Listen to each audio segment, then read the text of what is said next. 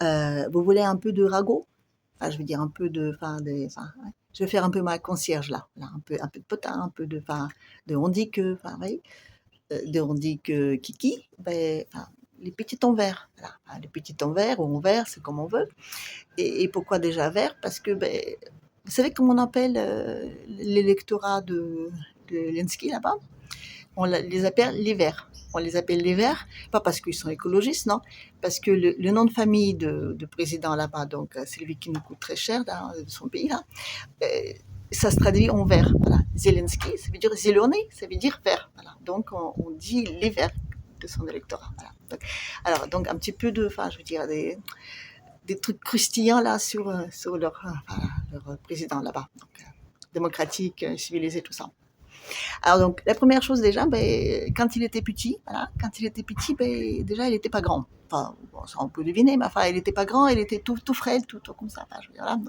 Donc il a appris très vite, enfin, je dirais, il se faisait un peu embêter. Alors donc, il a appris un peu plaire à tout le monde, il a appris un peu d'être, le clone de service, vous voyez ce que je veux dire?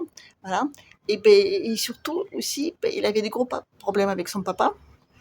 Son papa, il était un homme très, enfin, on va dire qu'il n'a jamais été fier de son fils. Voilà. Il a toujours dit, toi, t'es nul, t'es pas cap, t'as ceci, cela. Enfin, je dis un papa un peu, on va dire, pas toujours content, quoi.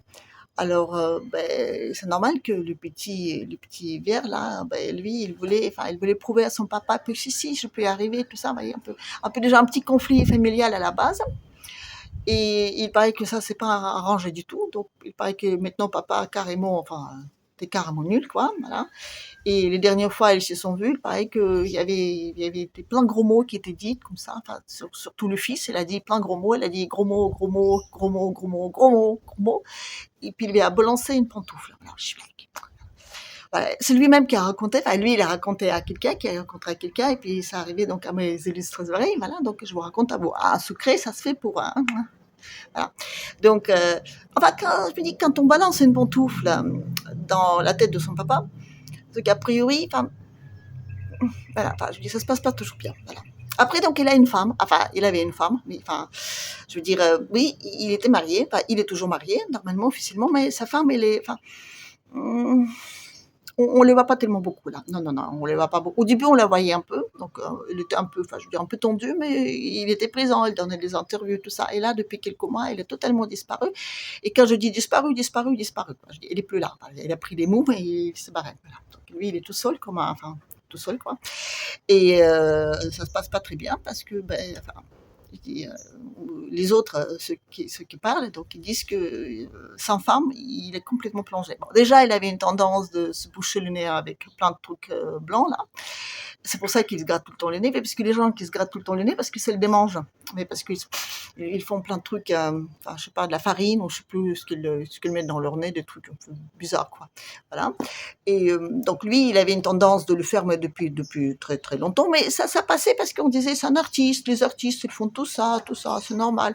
Bon, depuis quelque temps, il paraît qu'il prend d'autres trucs. On sait pas trop ce que c'est, mais il paraît que ça le complètement, ça lui désangle totalement le cerveau, comme s'il vit dans un monde parallèle.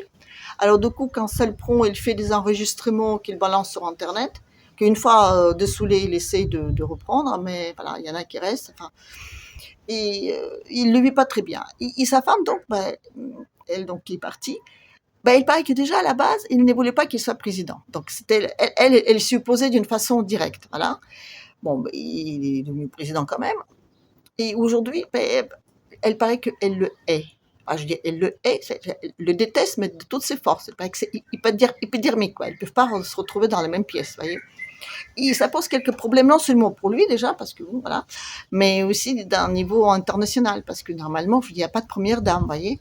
Donc les dernières fois où il allait soutenir, de faire tout un truc aux États-Unis, il paraît que ça s'était mal vu, voilà. Il paraît que le président de là-bas, celui vous savez, qui parle ou mort là, le grand prophète là, il paraît qu'il n'était pas très content, voilà. Mais de toute façon, il paraît qu'il se dispute avec tout le monde, c'est ainsi. Il s'est disputé déjà avec tout le monde, même il s'est disputé avec le pape, oui.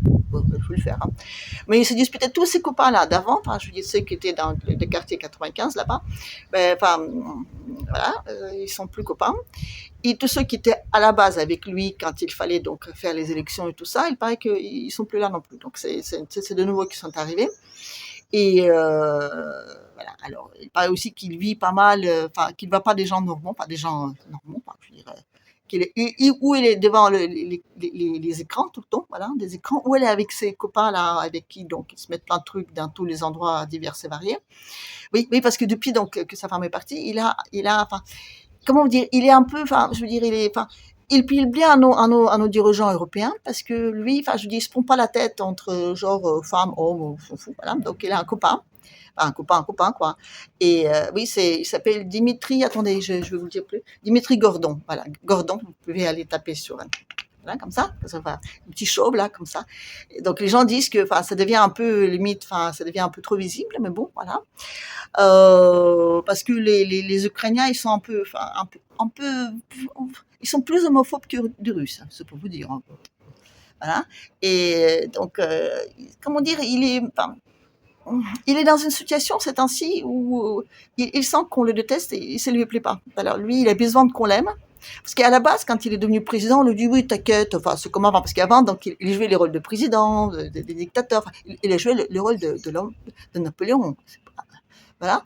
Donc, normalement, on lui fait des textes, il faut juste qu'il joue son rôle, mais enfin, il est un petit peu trop rentré dedans, et surtout que, vu que tout le monde le déteste, il essaie un peu de se rattraper, mais voilà, il s'est donné trop de pouvoir, et aujourd'hui, comme on dit, eux, là-bas, que s'il perd ce pouvoir, ben, il se fait écraser, voilà.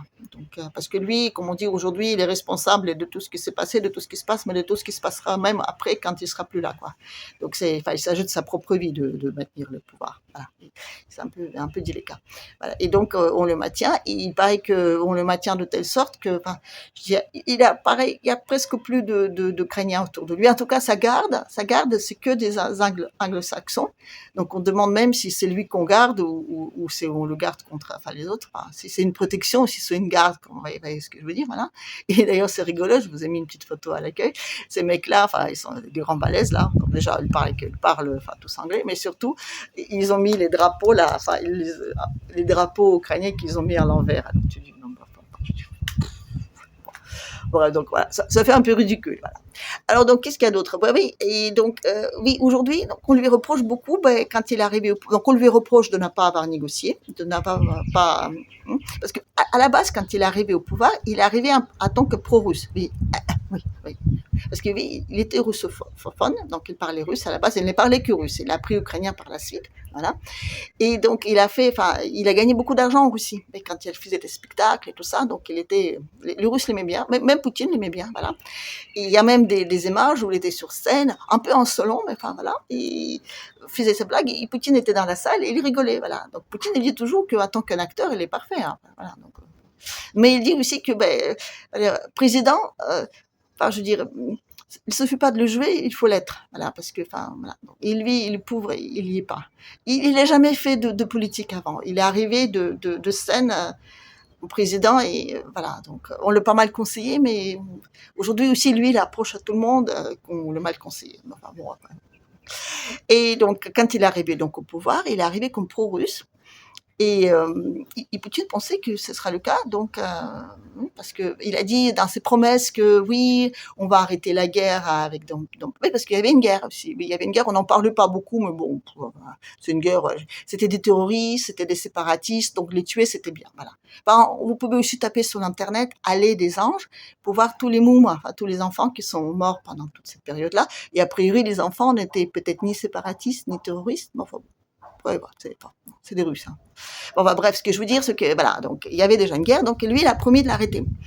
Et c'est là-dessus qu'il était élu. Mais après, une fois élu, bon, voilà, ça change. Donc tous les mecs qui étaient donc là à la base avec lui, ils sont tous, il y a plus, donc il y a plus rien. Il y en a d'autres qui sont là. Et il paraît que la guerre, c'est un super moyen pour gagner de l'argent. Oui, parce que la guerre là, c'est des sommes qui rentrent absolument. Bah, formidable. Donc là, il y a plein de gens qui sont arrivés pour en profiter, quoi. Enfin, c'est normal, moi je préparais. Hein. Voilà, donc parce qu'à la base, il touchait, enfin, quand il arrivait au pouvoir, il touchait de deux camps, parce que il continuait à toucher de là-bas, de l'Occident, mais Poupou, en pensant que il commençait à donner de l'argent aussi. Et à la base, donc il y avait un type qui s'appelait Medvedchuk et qui était donc intermédiaire entre lui et les Russes, d'accord. Et donc il y avait une sombre histoire, je n'ai pas bien compris, mais enfin il y avait 5 milliards qui sont arrivés. Et puis il y avait des oligarques qui étaient là et qui ont dit oh ben c'est pas normal que c'est toujours les mêmes qui en profitent. Donc du coup ils ont dit au Zelensky là de dire tu tues le 1 parce que c'est toujours une histoire de pognon. De toute façon, c'est toujours une histoire de pognon. Et enfin bref, donc lui il a dit mais ça se verrait. Bah, oui à la base il disait, enfin Zelensky il disait mais si on touche et de là, à un moment donné ça va poser un problème. Mais les oligarques, ils disent non, non, t'inquiète, on gère et tout. Je me dis, mais si, ça se verra. L'autre, il va peut-être pas être content, mais si, tu verras. On va continuer comme si n'a rien n'était. On va tout le temps faire des promesses. On va encore à l'accord de raid, comme ça, mais on va toucher de deux côtés. Voilà. Donc, c'était bien parce qu'ils en moi que pendant la guerre, parce que pendant la guerre, là, ça vole, mais alors, voilà, ça, enfin, je dirais, ils ont même plus assez de poches pour le remplir, hein, c'est pour vous dire. Mais bon, à l'époque, donc, Zelensky, il avait un peu peur de. Voilà. Et donc, quand il est rentré ses armées, il paraît qu'il a eu vraiment très peur. Il paraît qu'il s'enfermait à Claire, disant oui, il va me tuer, il va me tuer. Il avait peur de Poupou, là. Et donc, les autres sont arrivés, de l'Occidentaux. Ils ont dit t'inquiète, on serait là pour te protéger et tout. Donc, du coup, il a cru. Voilà. Il a dit d'accord, s'il me protège, d'accord. Hein. Et enfin, son rôle là, il est là pour demander du pognon. Du pognon, du pognon, du pognon, du pognon. Voilà, il fait le tour du monde et il est payé pour ça. Il a des textes qui lui sont écrits, il les lit bien, hein, et du pognon, du pognon. Mais enfin, il tourne pas très bien parce qu'il a besoin d'être, comme tous les artistes, il a besoin d'être aimé, il a besoin qu'on l'applaudisse. On l'a pas appris d'être, enfin, vous voyez, les sales cons là, qui on s'en fout ce que le peuple pense de lui. Non, on l'a pas appris ça, donc il les vit très mal. Donc du coup, il est plus en plus, enfin, en train de sombrer. Il paraît qu'il voit personne. Et il est même, quand il dit les nombres de morts sous le front, je pense qu'il y croit. Hein. Je pense vraiment parce que je pense qu'il est tellement loin de tout. Enfin, après donc il y a une histoire avec Mimi quand il est venu donc en France. Et ça aussi, bon, je raconterai ça dans la prochaine vidéo parce que c'est un peu long à expliquer, donc ça demande un peu plus de temps. Mais là, ce que je veux dire, c'est que c'est un pauvre petit bonhomme. Oui, enfin, je sais qu'on ne va pas le plaindre parce que bon, voilà, mais aujourd'hui, il est un peu piégé, quoi. Il est un peu piégé et il a plus de femmes, il a plus d'amis, il a plus personne. Et le pognon même qu'il gagne, enfin, qu'il demande, c'est même pas vraiment pour lui, quoi. Parce qu'ils se rendent bien compte qu'aujourd'hui, si, enfin, il fait un pas, déjà, il ne peut pas parce qu'il est surveillé par les mecs, là, vous savez, qui ont des drapeaux à l'envers, là. Et puis, alors, normalement, là, au mois de mai, il est déjà à partir de là, le 20 mars, il est plus légitime. Voilà, normalement, il n'y a pas d'élection, ça c'est normal, mais normalement, le pouvoir, il va être passé aux députés. Et les députés, c'est eux donc qui décident. Tant qu'ils votent que c'est une situation de guerre, donc oui, parce que pour le réélire, donc il faut que les députés disent que c'est bon, on a sorti donc de situation, on va dire, de crise. Après, il faut compter 6 mois entre les moments sortis de crise et le moment donc de revoter. Et après, une fois que c'est passé 6 mois, les députés doivent noter la date. Donc finalement, on en a encore pour un an au minimum, même d'une façon légale, comment dire. Mais est-ce qu'il tiendra un an? On ne sait pas parce qu'il paraît que vraiment sa santé, surtout sa santé, il a l'air de s'empirer énormément. Donc il n'a pas d'autre choix que je veux dire, de disparaître parce que, il finira mal de toute façon. Voilà, ça c'est un peu triste, mais bon, voilà, c'est une histoire triste d'un fou du roi qui est devenu un roi et puis son pays. Ça, c'est dans la prochaine vidéo parce que oui, son pays, voilà, il va payer des pots cassés, comme on dit. Sur ce, allez, à la prochaine.